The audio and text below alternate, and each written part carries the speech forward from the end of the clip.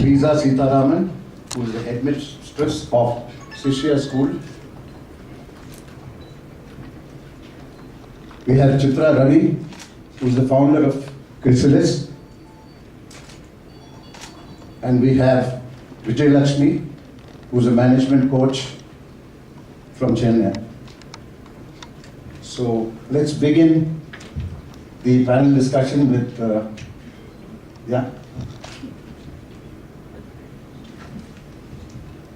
So I'm very happy to be here because this particular thing is so close to my heart. The work of Chrysalis, and when I founded Chrysalis about 18 years ago, with the byline, let the child blossom.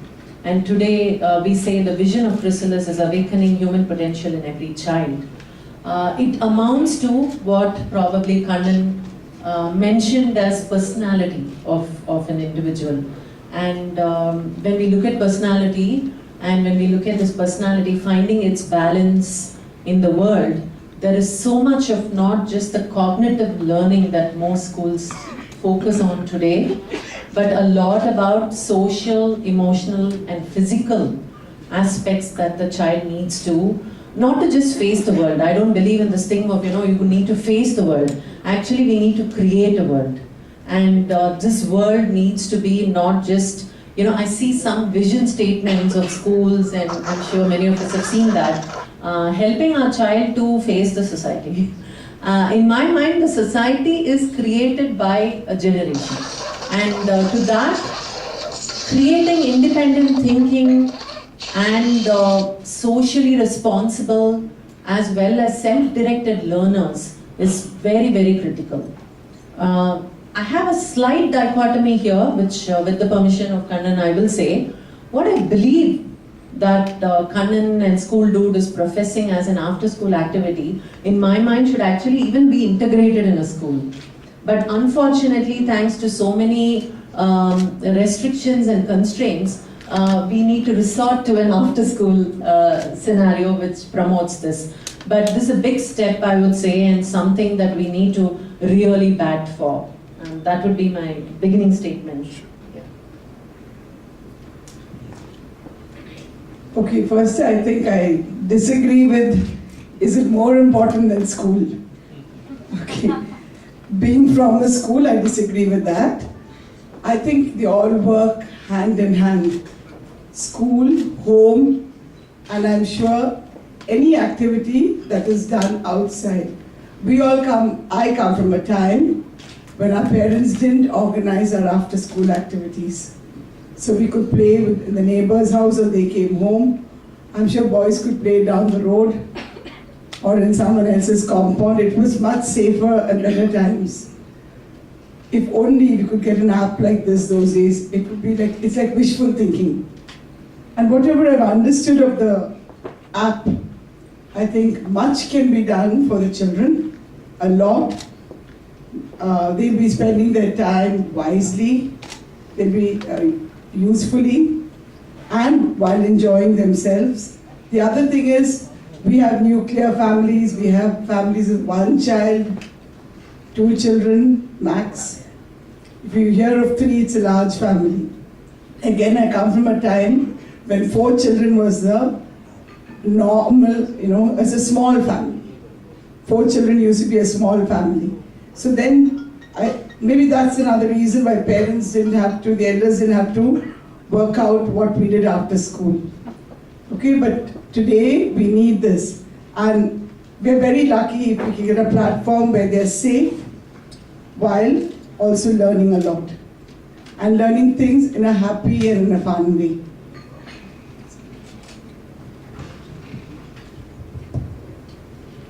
At the outset, thanks, Kannan, for having me here, part of this lovely panel which has already started off with different perspectives. So let me share what I feel as I'm listening to this. Are they, as equal, less equal, more equal? I just think they both make the whole. And as much as I, wanted to come here and really profess the importance of after school or extracurricular activities as we commonly know it, I'm actually thinking that academics is equally important. Not the way we know it and not the way we've sort of experienced it as grades, but pure academics is so important to, I think, building of core competence in an individual. Can't sort of be underplayed. Now let's come to the second part of it. I think I talk from personal experience. Growing up, I was fortunate to have experiences, largely, I think, given by my parents, who I think didn't realize they were doing it, but in an environment of absolute freedom. So, got the opportunity to taste very many activities. Just gonna take a pause here. Hi. Yeah, so got very fortunate to taste very many activities, whether it was, sports or jamming or debate or needlework, name it, and I sort of had my hand in the pie. At one point of time, I was actually thinking, am I sort of going to become a jack of all trades? But you know what? It's okay to be like that. It's important that you get that exposure and opportunity. So I think I consider myself a living example for being the advocate of that. And also, apart from being a coach who works with largely adults, I also enjoy working with young adults, children. And I have two myself. I have two teenagers myself. And my sons actually agreed to join me here today to hear what I have to say, not as a parent. I think it's absolutely important to give that opportunity to children to just do multiple things and not sort of think of where is it adding up. So yes, opening remarks is that absolutely equally important to the way we look at academics. Thanks. Yeah, just a moment. And I would like to invite Mr. Sanjay Rao, who's joined us late, but he's been a person who's been working in international health and marketing across the world. And he's been an emotional intelligent person who's been rocking this area. So over to Sanjay, sir. Welcome, Sanjay.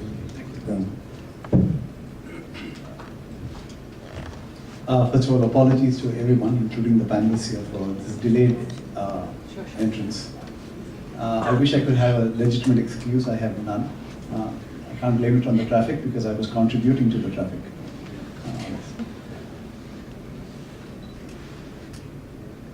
I'd like to just focus on one attribute which I believe is really important for us, particularly as we tend to nurture young minds, and also I'm referring to old bodies which have young minds, which is the facet of attention. It's something that we haven't been adequately trained, but an important facet that we have been taught subjects, but we have not necessarily been taught how to pay attention to particular subjects. It has now been shown by a combination of psychology and neuroscience, something that our traditional practices have known for thousands of years, our cultures have known this, that a wandering mind is an unhealthy mind and an unhappy mind. So there are certain practices that we can inculcate, particularly among the youth, and certainly also in my work with adults as well, that we can train attention. And the attentive, the intelligence that is required to cultivate attention is, in my opinion, and the opinion of very wise scholars, and I'm just a representation of some wisdom from both the East and the West, which has communicated that if we can train our mind to be attentive, there is enough data, and one particular data which resonated with me is that a study conducted by Harvard University showed that 47% of the time we are not thinking of what we are actually doing. So right now, as you're paying attention to this bald man talking, maybe the conversation in one's head is about the samosas outside this room. Not quite natural for that to happen. So can we cultivate attention, and that would be something that would be immensely valuable to the young and also not so young. Thank you. Yeah, just by father of thinking, Edward de Bono. He wrote this book called Why So Stupid? And that book, he says, why do we have to teach children in schools subject matter? We need to teach them to think. How can they think creatively? How can they think laterally? And he was the author of the 6 Thinking Hats. He was the father of lateral thinking. And he was hammering this point over and over again. That why is it that the education system does not teach people to think? And I think if I link that up with what Sanjay is saying, this attention, observation, my favorite, one of my favorite gurus is Dr. J. Krishnamurti, who said that the highest form of education is to be able to observe without making a judgment. So if we can just keep observing, pay attention, and think what we are doing. And therefore, in this platform, Scooldudes, we're looking at classes 6 to 12, which is 12 to 18, which we call as teens and tweens. So this is the age where they move into forming beliefs, getting conditioned on certain prejudices, certain cultural issues. So this is where the space of giving back to the next generation who's going to be the future of tomorrow. That's what we are trying to attempt at Team Scooldudes. We're trying to leverage technology. We're trying to see that we can cross geographical boundaries, and how is it that we can reach through digital to every smartphone of every parent and every child in that particular age space, connect them with very, very high quality people, resource persons, so that they can get on to do a lot of activities. Yeah, I think I was just reading on the chakras, we call the energy chakras, and there is so much of connection between energy chakras and age of the child's development. For example, you say you're talking about the 6th to 12th grade, which essentially in my mind would be pre-adolescent and adolescent, and that completely needs to be mapped to the 6th and 7th chakra. Why I'm bringing that here, I think Sanjay spoke about attention, that is so important, and we are all today, children today and adults today are suffering from 2 deficiencies, if I can say. One is the attention deficiency and the other is the nature deficiency. And both these are correlated. My only thing is, as long as Scooldude can, through digital, move children in that age group to outside the screen time. I mean, the screen time is something that has contributed to a lot of attention deficiency and nature deficiency.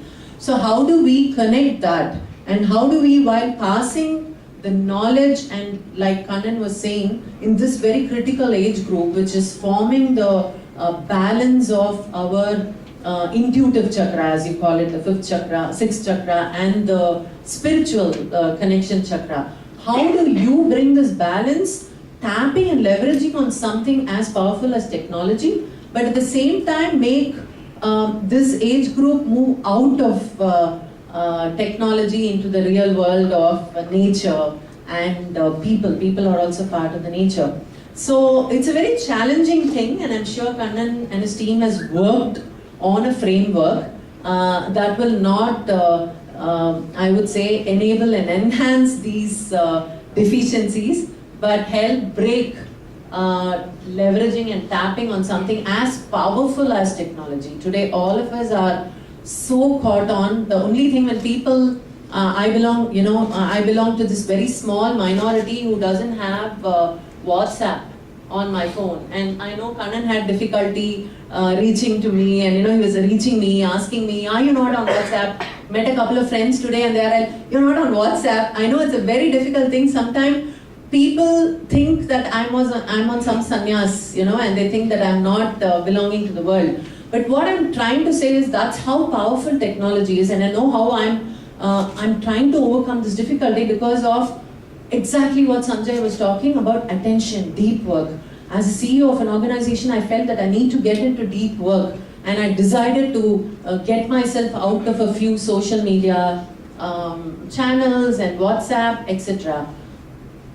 I'm only trying to see here if we are able to balance the power of technology to throwing, I don't know if throwing is the right word, to liberating children into what is required for a healthy development. I think we've done it. And I'm really wishing that the Scooldude will do that.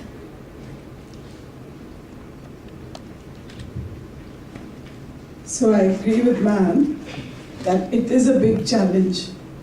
Technology, children start using it when little ones know how to use their parents' phone.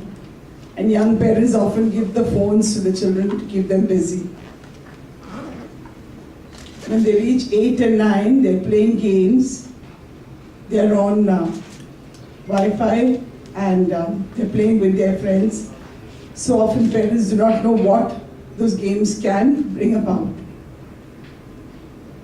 So technology is important, it is necessary, but then how much you use it?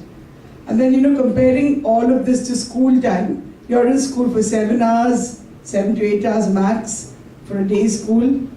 And children have, the teachers and the school have a curriculum to finish, which is syllabus bound. Okay, they all are part of some board or the other, and it's syllabus bound. So when you say, after that, when they come home, there is some amount of follow-up work to be done. Along with that, I think Scooldudes, what would be ideal is that it's flexible. It gives children time to choose what they can do in the time they want to, which is versus a teacher having a fixed timing and you must try and make it to that class at that time. So I think that's going to be a big plus. The second plus is in the younger classes, that is when they're 12 and 13 and 14, they'll have more time versus when they reach the 10th and the board going years, when they have to prepare for NEET and all the other entrance exams. But at the same time, let's say someone's inclined to music and through Scooldudes can find similar-minded children who want to jam or play or make a band. I'm sure they'll be able to do it. And with a very reliable person at the helm. So the people that you meet through Scooldudes, I'm assuming would be children that you won't mind your children associating with. So this is very similar to if you send, if there's a teacher who's teaching dance and she's reputed, you assume that all the students who go there come from like-minded families. Okay? The same way, all those, when you send children through Scooldudes, I think we'll assume that children from very similar backgrounds. And here I'm not saying a child is good or bad, but I'm just talking about it's easier when they come from a similar thinking, families that have a particular sense of values. I hope I'm getting my point across without sounding snobbish. It's not that. It's just that there's so much on media and they're trying to protect them from so many things on the net that finally whatever they come, whatever they come across with Scooldudes should be safe also. Just not the creativity part, but there is a certain amount of concern over security and safety and the kind of people your child is going to meet. Thank you so much. So I was thinking of two dimensions when you look at a after-school hangout place, right? Teenagers world over love to hang out. So when you hang out, you're not doing anything in particular, yeah, but still important. So what is happening there? If you just look at the dynamic, I think it's like when we used to have in like Ma'am was also saying earlier days, right? Or if you just look at communities, a space for social interaction, right? Chit chat, just sort of be. Today, I think teens don't have that space. Yeah, highly sort of regimented lives, and honestly, I think I'm happy I grew up in the 80s and 90s than today. Growing up is a lot harder. I think growing up is too fast. The pace is too hectic. and the world's moving too quickly. It's hard to cope. Too many conflicting pressures, yeah? You've got to live up to an image with your peers, you've got to live up to an image in school, at home. It's difficult. So I think spaces like this, when we look at extracurricular, spaces that can encourage that, I think can achieve a very important purpose. One of facilitating conversations, right? Liberal, unmoderated conversation that this generation probably is not able to have in school. I think most schools it's not easy to speak your mind the way you want to. And I think at homes also. I think every home is not the same, right? Surely and purely because of the kind of huge generational gap. So if you just look at this, so I'm learning all these things, right? As I told you, mom of 2 teens. Facebook is passing, right? Instagram is in. And what's the core difference? You don't speak very much on Instagram. Just pictures speak 1,000 words, yeah? You don't describe stuff, you don't describe emotion. The picture speaks its emotion. So it's a very different way of communication. Plus your parents are not there. Absolutely, you try to follow them, and sometimes maybe another account gets created. No, so I think the conversations are happening. The way of doing it is very different, right? However, and again, when I work with leaders as a coach, I understand the importance that in the real world, you still need to have conversations with emotion. You still need to speak. You can't answer in monosyllables. So can we create a way wherein we, built on these kind of conversations, bring them into conversations of the real world? It would be wonderful if a space can achieve that. Because conversation is not dead. Emotional intelligence is not dead, right? That's the way teams work, that's the way society moves. So I think that's one bit that I wanted to speak about. The second bit is when you talk extracurricular activities, going back to the topic of the discussion, I think apart from very specific activities, skill building activities like dance or theatre or whatever, many are there, which I think parents are doing a lot, rushing them from class A to class B to class C. I think what the generation is losing out, largely because there are no unstructured time, no unstructured summer holidays, right, is essential life skills. Can the space encourage people to do that? Today, reading a book is a life skill, right? That's sort of losing, it's getting lost. Cooking a meal, which I think is very important, is absolutely not done. So can changing the tire of a car, right? Who's talking about these skills? Schools are not. Extracurricular programs are not. So can this gap be addressed, focusing on these kind of extra skills which are so important to life? Because today, an average teenager leaves home at 18. And then you've got to face the world. So I think these are 2 things that I just wanted to leave with the audience here. Sure, I think when you talk about conversations, the only thing that comes to my mind is that the digital world has thrown open a fresh set of vocabulary. So sometimes when I talk to students and they say IDK, first time I was wondering, what is this IDK? I don't know. So you don't even want to say, I don't know. So it's like the OK that became, KKK and then became K, and now I don't know what the K will get substituted with. Over to you, Sanjay. Well, I think the eminent panelists have made some compelling points coming from very different but similar perspectives of being parents, of being academicians, CEOs, coaches. A wide panorama has been already sort of discussed. I too, like others here, am a parent of a teenager myself. And I actually see a lot of wisdom. I see tremendous wisdom that I learn from. So to me, what also got my attention about this particular endeavor is that it said this is an opportunity also for parents to learn, grow and contribute, and so it's a space for them as well. So I'm particularly excited about that. because if I may quote what Jaggi Vasudev put it, and he puts it much nicer than I could quote at this point. Somebody asked him, what do we need to teach our children? He said, what can we teach our children? We'll only teach them our mistakes. Maybe having children is an opportunity for us to relearn and learn some new things from our children. I can certainly speak that I have been learning a lot from my child. So I think an opportunity for parents as well, and really which is if children will still figure it out, but I've still yet to come across a manual to how to be a parent. That somehow that manual missed me when I was growing up, and certainly missed me when I got married, certainly missed me when I've had children. So if anybody has a copy of that manual, please do pass it on to me here. And I'm hoping that Scooldudes can also create that opportunity.